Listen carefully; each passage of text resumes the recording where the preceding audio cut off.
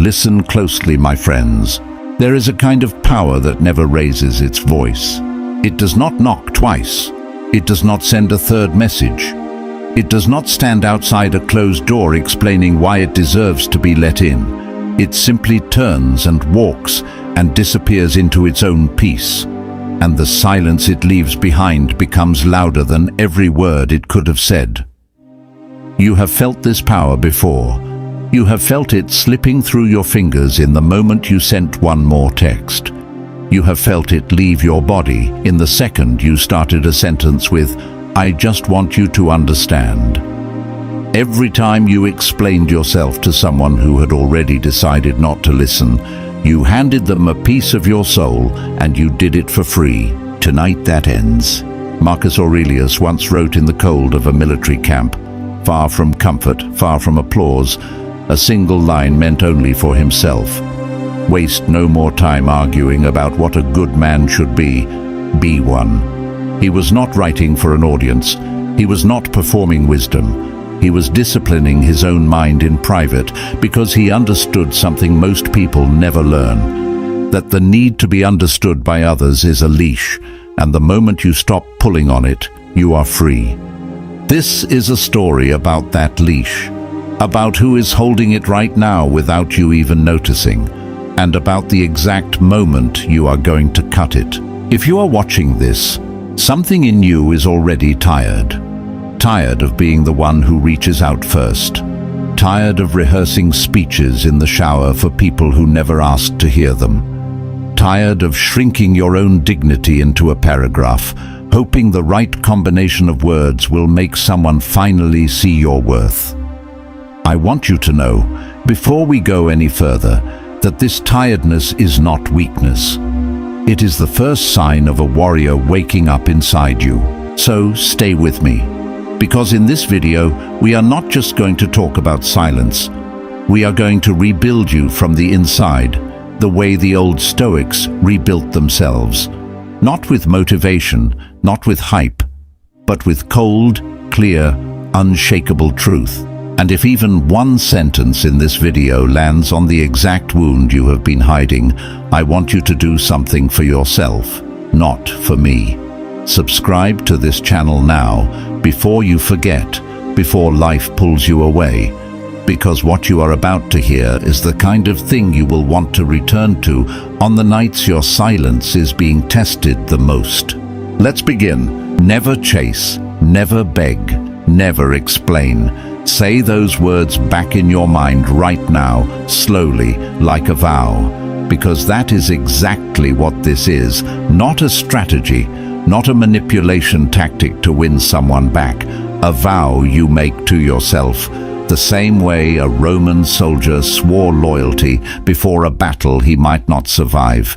You are about to swear loyalty to your own peace. Point 1. The chase always costs more than the prize. Think about the last time you chased something, a person, an answer, a closeness that kept slipping away the harder you reached for it. Notice that the chasing itself changed you. It made you smaller. It made you watch your phone like a man waiting for a verdict. It made you available at hours you should have been sleeping, hopeful over silence that should have told you everything. Epictetus, a man who spent his early life in literal chains as a slave before becoming one of the greatest minds Rome ever produced, said something that should be carved into the wall of every heartbroken person's room. Some things are within our power, and some things are not. He divided the entire universe into two columns: what you control and what you do not. Your reactions, your judgments, your effort, your silence, these belong to you. Their feelings, their timing, their choice to respond or vanish. These were never yours to begin with. When you chase someone, you are trying to control a column that does not belong to you. And every single time you reach into that column, you lose a piece of the only thing you actually own, your peace of mind. This is not philosophy as decoration. This is philosophy as survival. Here is the part nobody tells you. The chase does not just fail to bring them back, it actively pushes them further. Human nature responds to scarcity, not to surplus. The moment you become endless, endless texts, endless apologies, endless availability, you stop being something rare, and nothing rare ever had to chase. The diamond does not run after the buyer. The lion does not run after the gazelle while screaming that it is hungry. Power moves differently. Power waits. So today, the first vow is this: you will not chase. Not because you do not care, you may care more than you have ever cared about anything, but because chasing was never going to get you what you actually want. What you want is not their attention. What you want is peace, and peace is found exactly where chasing ends. Point 2. Begging is the death of self-respect, and most people don't even notice it happening. Begging rarely looks like begging. It wears costumes. It dresses up as "I just need closure." It dresses up as "I deserve an explanation."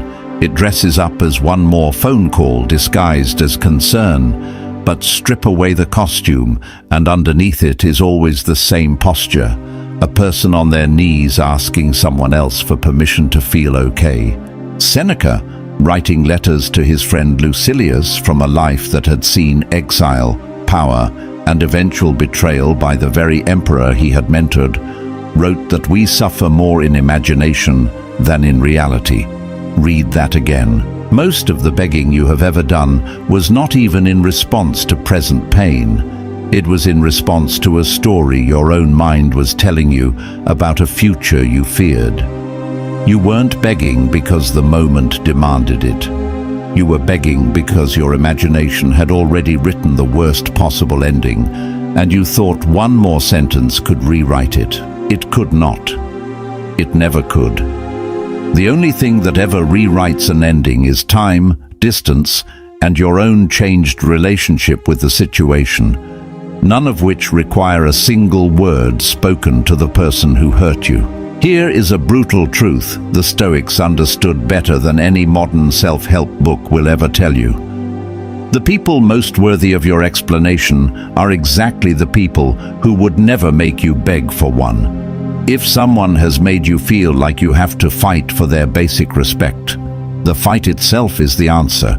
You do not need to win it. You need to walk away from a game that was rigged before you ever sat down at the table. Point 3. Silence is not the absence of communication. It is the most advanced form of it. There is a strange irony in human relationships.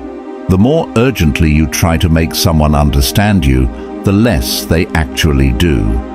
Words, when overused, become noise. But silence cannot be argued with.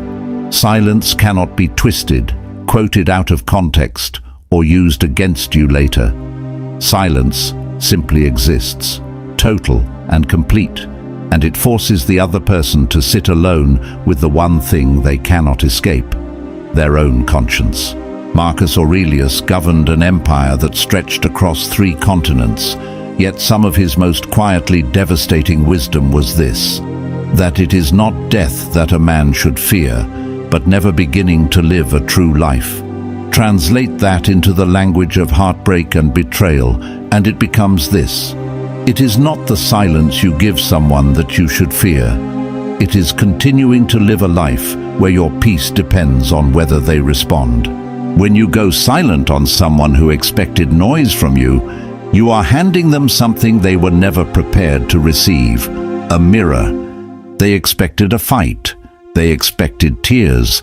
They expected the version of you that begs. Instead, they get quiet.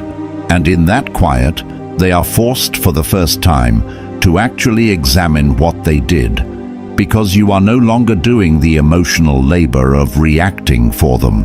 This is why silence terrifies certain people far more than confrontation ever could.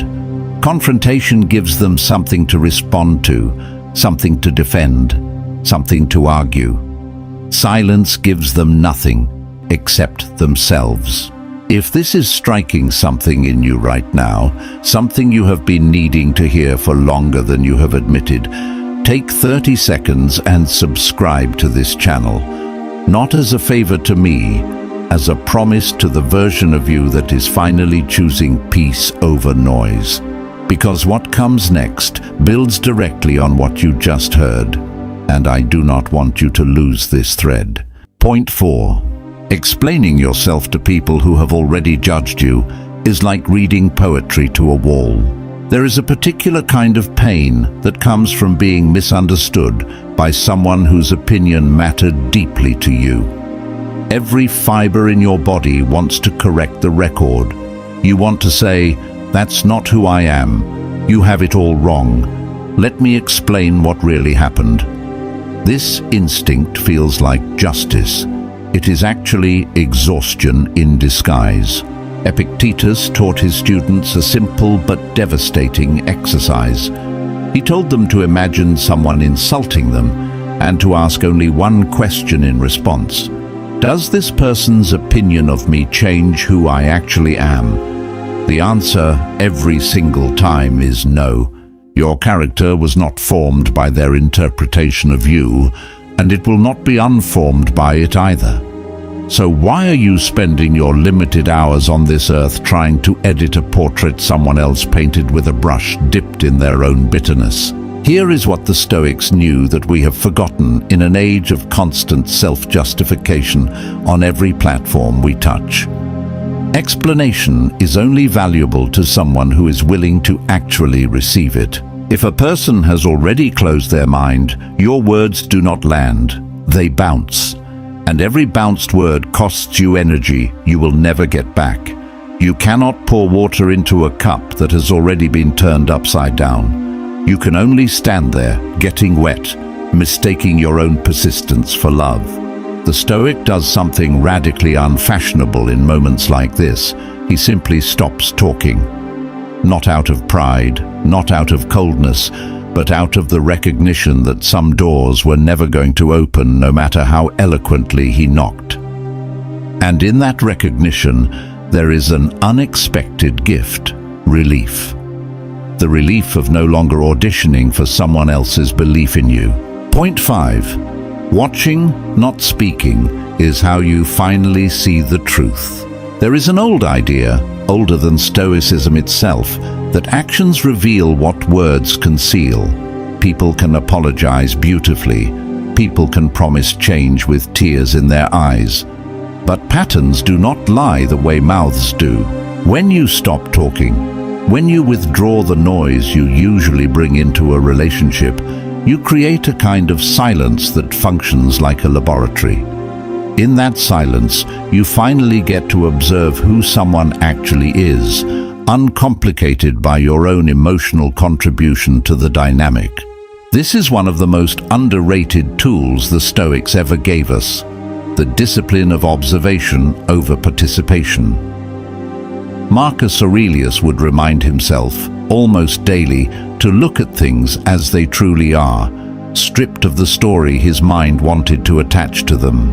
Applied to relationships, this means watching what someone does when you give them nothing to react to.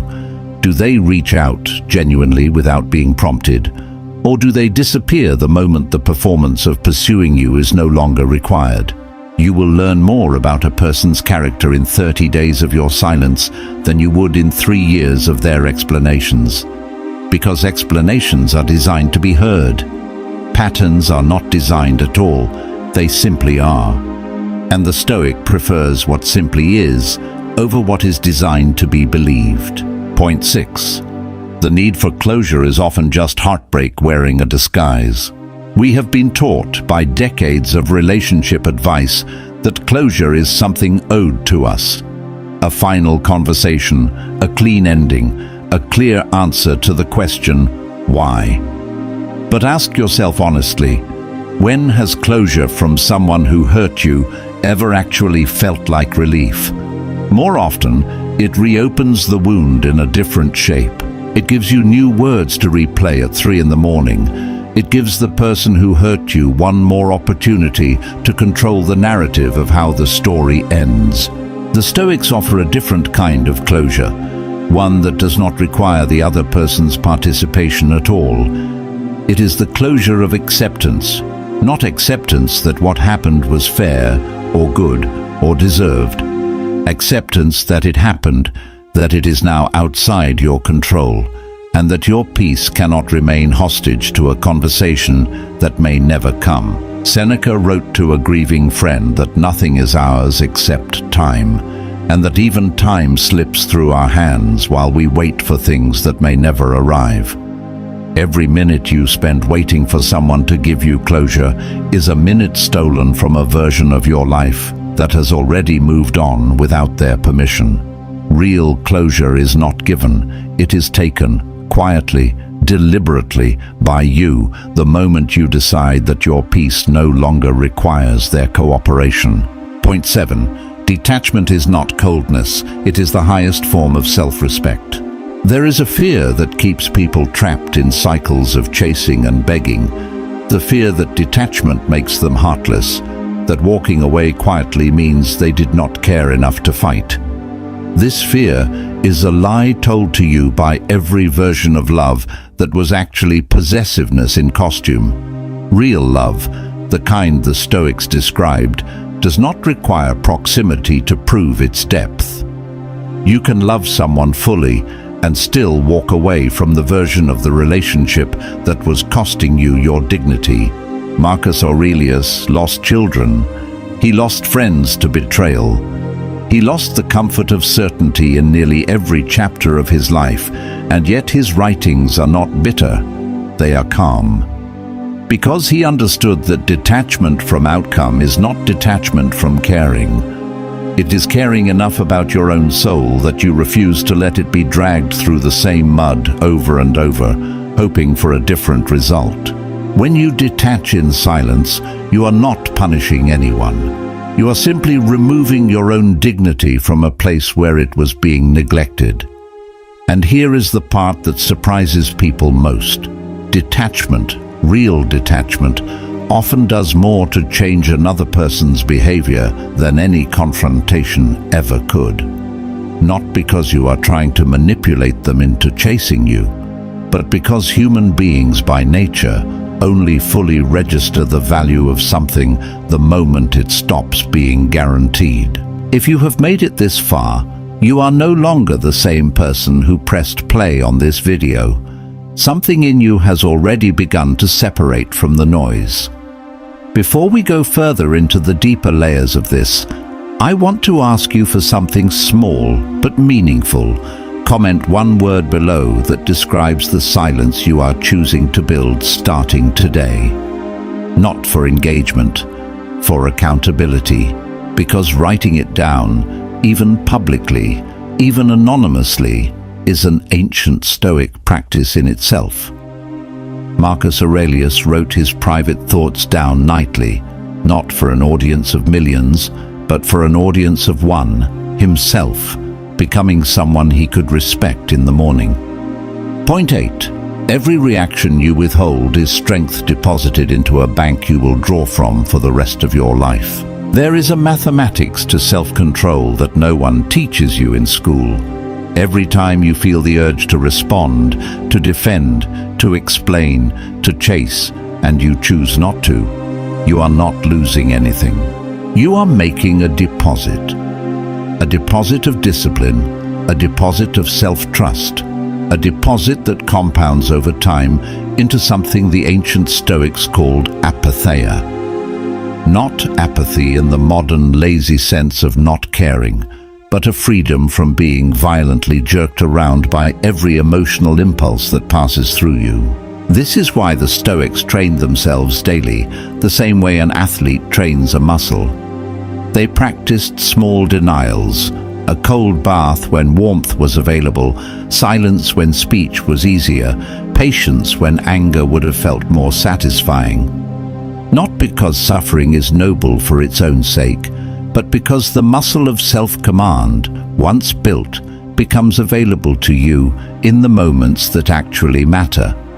The moment someone disrespects you, and your old self would have begged for an apology, the moment someone leaves and your old self would have chased the door. You are building that exact muscle right now, simply by listening to these words and recognizing yourself in them. Recognition is the first rep. Point 9. The world will call your peace arrogance, and you must let them. One of the cruelest tricks the world plays on people who finally choose themselves is this. It rebrands their healing as coldness. The moment you stop over-explaining, certain people will call you distant. The moment you stop chasing, certain people will call you proud. The moment you stop begging for understanding, certain people will say you have changed, and not in a way they like. Let them. Epictetus warned his students that they would face exactly this, that choosing a philosophical life, a life governed by your own values rather than the opinions of a crowd, would cost them the approval of people who only valued the version of them that was easy to control. He did not promise his students comfort. He promised them freedom, and he was honest that the two rarely arrived together. The people most upset by your new silence are very often the people who benefited most from your old noise. Your chasing fed something in them, a sense of importance, a sense of control, a guarantee that no matter how they treated you, you would still be there asking for more. When you remove that guarantee, you are not being cruel. You are simply no longer available to be used, and the discomfort that causes in them is not your responsibility to soothe. Point 10. Silence is the only language that cannot be misquoted. Think of every conflict you have ever had that escalated specifically because of words. Words taken out of context. Words repeated to others with a different tone than you intended. Words that, once spoken, could never fully be retracted, no matter how many times you tried to clarify them afterward. Words are slippery. They can be twisted by people determined to see you as the villain in their story. Silence cannot be twisted this way. Silence has no syllables to misquote, no tone to misinterpret, no sentence to screenshot and send to someone else with a caption designed to make you look small. When you choose silence over explanation in moments of conflict, you are choosing the one form of communication that protects you completely. You are saying everything and nothing at the same time, and you are leaving no material for anyone to use as a weapon against you later. This was not weakness for the Stoics. It was strategy and dignity fused into one decision. Marcus Aurelius, ruling over an empire full of people eager to misrepresent his every move for political gain, understood that the wisest response to manipulation was very often no response at all. Let them construct their version of events in the empty air. The truth does not need your defense. It survives on its own, in its own time, the way it always has. Point 11. You do not need to forgive out loud to be free. There is a misconception that healing requires a conversation, that you must confront the person who hurt you, tell them exactly how they wounded you, and receive some kind of acknowledgement before you are allowed to move on. The Stoics rejected this entirely. They believed that your freedom was never dependent on someone else's awareness of your pain. You can forgive someone in complete silence. You can release the weight of what they did to you without them ever knowing it happened. In fact, this kind of forgiveness is often more powerful because it asks nothing of the person who hurt you. It does not wait for their apology. It does not require their understanding. It simply happens quietly, inside you, on your own timeline, governed entirely by your own readiness. This is the deepest form of the silence we have been describing this entire hour. Not a silence aimed at punishing someone else, a silence aimed inward, toward your own peace, that simply does not need an audience to be complete. Point 12. Practice the pause, and the pause will eventually become your nature. Nothing in this video works as a single decision made once and forgotten.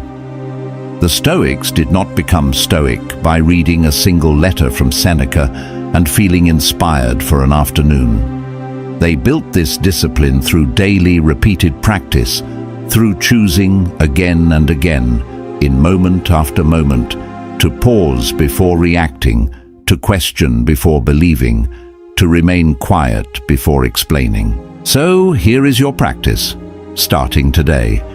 The next time you feel the urge to send the message that proves your point, wait, not forever, just long enough to ask yourself one question. Am I about to spend my peace on someone who has never once protected it for me? If the answer is yes, let the message stay unsent. Let the silence stand in its place. Watch what changes, not necessarily in them, but in you. Over time, this pause stops being a struggle. It becomes instinct. You will reach moments of disrespect, betrayal, even heartbreak, and instead of reaching for your phone, you will simply breathe and let the moment pass through you without demanding anything from you in return. This is not numbness, this is mastery. Point 13. Your absence is the only message some people will ever understand. There are people in this world who cannot be reached by words, no matter how carefully chosen, no matter how patiently delivered. These are people who only register loss when it has already happened, who only value presence the moment it is withdrawn. For these people, your silence is not just a strategy.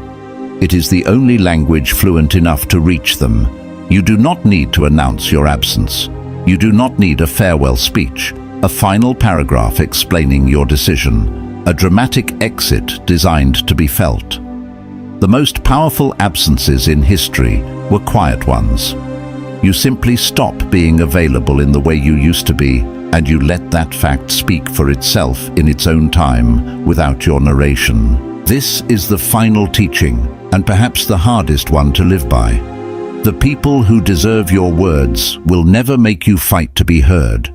And the people who make you fight to be heard were never going to value the words you finally found the strength to give them anyway. Let your silence be the last thing you offer the people who only ever wanted your noise. Let your peace be the thing you protect above being right, above being understood, above being missed. You do not need their permission to heal. You do not need their applause to grow. You only need the quiet, steady, unglamorous discipline of choosing yourself over and over until it stops feeling like a choice and starts feeling like who you simply are. If even one sentence in this hour found its way into the exact place inside you that needed it, that was not an accident. That was your own readiness meeting the right words at the right time. Hold on to that thread, because we are only halfway through what this silence can teach you, and the deeper layers we are about to walk through will ask more of you than the first half did. Point 14. The body remembers what the mind tries to forgive too quickly. There is a mistake people make when they decide to practice silence and detachment. They think the work is purely mental, a matter of willpower, a matter of simply deciding to stop reacting. But the Stoics, for all their emphasis on reason, never denied the body's role in this. Zeno of Citium, the founder of the school itself, taught his students in the Stoa, the covered walkway in Athens that gave Stoicism its name, that virtue was a practice of the whole self, not a debate confined to the mind. Your body holds the chase even after your thoughts have let it go. You will notice this in the tightness in your chest when their name appears on a screen. You will notice it in the way your hands move toward your phone before your conscious mind even registers the impulse. This is not failure. This is simply the residue of old patterns, and the Stoics had a name for the work of clearing that residue. Ascesis, the discipline of training, the same root word that gives us ascetic, not punishment, training. So when you feel your body pulling you toward the old behavior, the chase, the explanation, the second message, do not fight it with shame. Notice it the way a soldier notices an old wound ache before rain. Acknowledge it, breathe through it, and let the moment pass without obeying it. Each time you do this, the ache grows quieter. This is not instant. No real transformation ever is.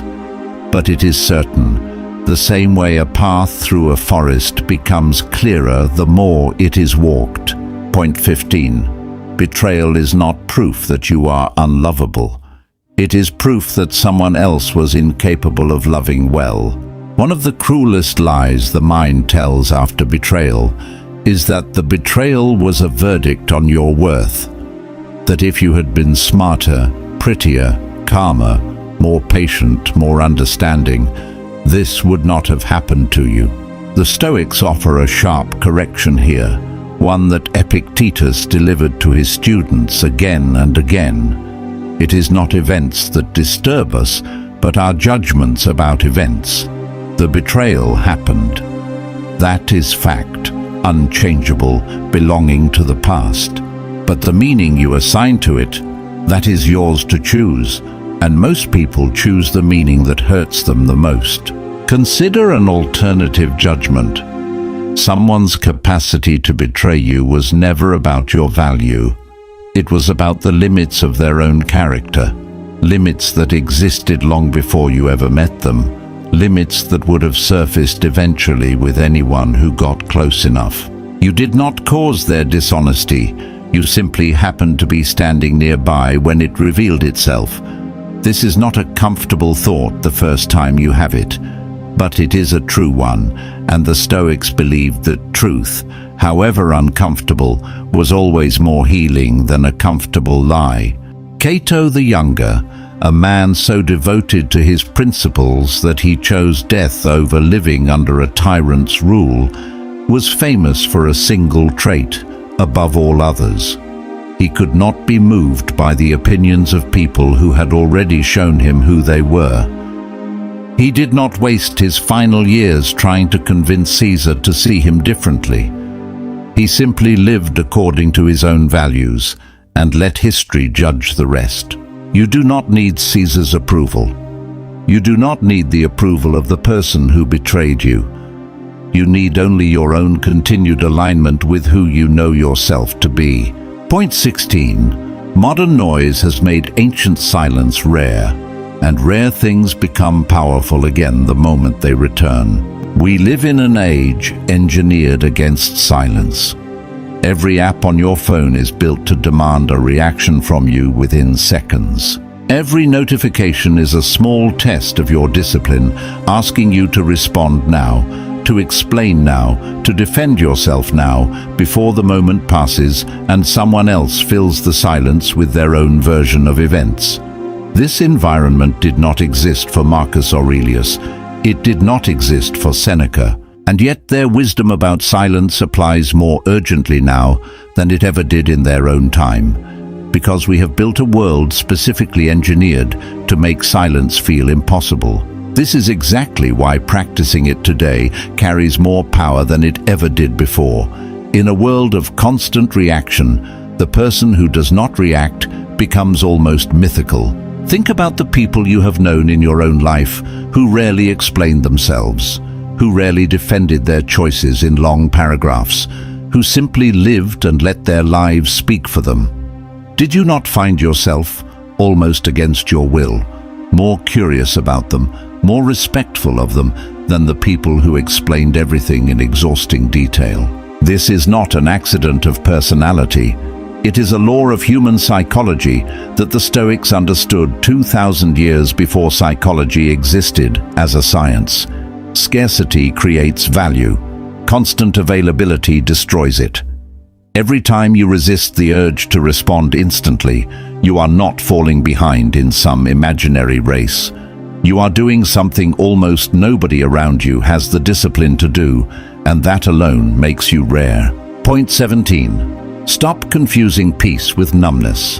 There is a fear that holds many people back from this kind of discipline. The fear that if they stop reacting, stop explaining, stop chasing, they will become cold, hollow, disconnected from their own feelings. This fear misunderstands what Stoic silence actually is. The goal was never to stop feeling. Seneca grieved. Marcus Aurelius mourned children he buried with his own hands. These were not unfeeling men. They were men who refused to let their feelings dictate actions that betrayed their own dignity. You are allowed to feel the full, unfiltered weight of heartbreak, betrayal, loneliness, even rage. Feel it completely, in private, in silence, in the company of your own honest reflection. What you are not required to do is perform that feeling for an audience that has already shown you they do not deserve to witness it. There is a difference between suppressing an emotion and simply choosing who gets to see it. The Stoic suppresses nothing. He simply decides with total clarity where his vulnerability is welcome and where it is not. This distinction matters enormously because numbness eventually breaks down into something worse, a quiet despair that convinces you nothing matters at all. Stoic silence is the opposite. It is the disciplined channeling of feeling into private reflection rather than public performance. And from that private reflection, real clarity eventually emerges. You are not becoming less human by practicing this. You are becoming more deliberately, carefully human than you have ever allowed yourself to be. Point 18. The right people will never require your silence to be broken in order to love you well. There is an important balance in everything we have discussed tonight, and it deserves to be said plainly before we go further. The silence we are describing is not a permanent wall built against every relationship in your life. It is a discipline reserved for situations where your words have been wasted, where your explanations have been weaponized, where your presence has been taken for granted by people who never had to work to keep it. The people who genuinely deserve your voice will never make silence necessary in the first place. They will ask how you are and mean it. They will notice your absence before you have to manufacture one to teach them a lesson. They will not require you to detach in order to be appreciated, because they were already appreciating you in real time with their actions, without prompting. So as you build this new discipline, do not mistake it for a blanket policy against vulnerability with everyone in your life. Reserve it specifically for the dynamics that have cost you your dignity. Use it as a scalpel, not a wall. The goal is not to become unreachable to everyone. The goal is to become unreachable specifically to the people and patterns that never deserved access to you in the first place. Point 19. Write your own private letters the way the Stoics did and never send them. One of the most striking things about ancient Stoic writing is how much of it was never intended for an audience. Marcus Aurelius's meditations were private journal entries, written in a tent on military campaigns, addressed to no one but himself. Seneca's letters to Lucilius, even though Lucilius was a real person, often read more like a man working through his own thinking out loud than a man trying to convince another of anything. Borrow this practice directly. When you feel the urge to explain yourself to someone who hurt you, write the letter. Write every furious, wounded, desperate word you want to say. Then do not send it. Read it back to yourself the next day and notice how much of it was really about them and how much of it was actually about you, trying to process your own pain through the illusion of an audience. Burn the letter, delete the letter, keep it in a drawer you never open again, but never send it.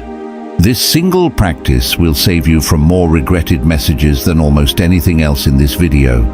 It gives the urge to explain somewhere to go without giving away your dignity to someone who has not earned the right to witness your unfiltered grief. You will find almost every time that the letter you needed to write was never really for them. It was for the version of you finally getting to say the things you had been swallowing for far too long. Point 20. Loneliness in silence is temporary. Self-betrayal in noise is permanent. There will be nights in the middle of this practice where the silence feels unbearable, where the absence of contact feels less like power and more like punishment you are inflicting on yourself. This is the moment most people abandon the discipline entirely, reaching for their phone, sending the message they swore they would not send, undoing weeks of hard-won peace in a single moment of weakness. I want you to remember something in that exact moment, because it will come, and how you handle it will determine everything that follows. The loneliness of silence is temporary. It rises, it peaks, and it passes. The same way every emotion you have ever survived has eventually passed. But the damage of breaking your own discipline in a moment of weakness does not simply pass. It teaches your own nervous system that your resolve can be overridden by discomfort, and that lesson becomes harder to unlearn every time you repeat it. So when the loneliness comes, do not reach for them. Reach for the version of you that started this practice for a reason. Reach for the discomfort itself, and sit with it the way the Stoics sat with cold water, with hunger, with discomfort deliberately chosen to build resilience for the discomfort that is not chosen. You are not avoiding the pain of loneliness. You are simply refusing to trade it for the much larger pain of betraying your own progress. Even one sentence in this video found its way into the exact place inside you that needed it. That was not an accident. That was your own readiness meeting the right words at the right time. Let that be enough. Subscribe to this channel if you want more of this. Not noise, not hype. Just the same kind of quiet, unshakable truth that the old philosophers spent their entire lives trying to live by, and that you are now, finally, beginning to live by too. Carry this with you when the silence gets tested. Carry it when someone you miss finally reaches out, and the old you wants to forgive everything in a single breath. Carry it when no one reaches out at all, and you have to be the only witness to your own strength. You do not need them to see it for it to be real. Your silence is not absence. Your silence is the loudest thing you have ever said.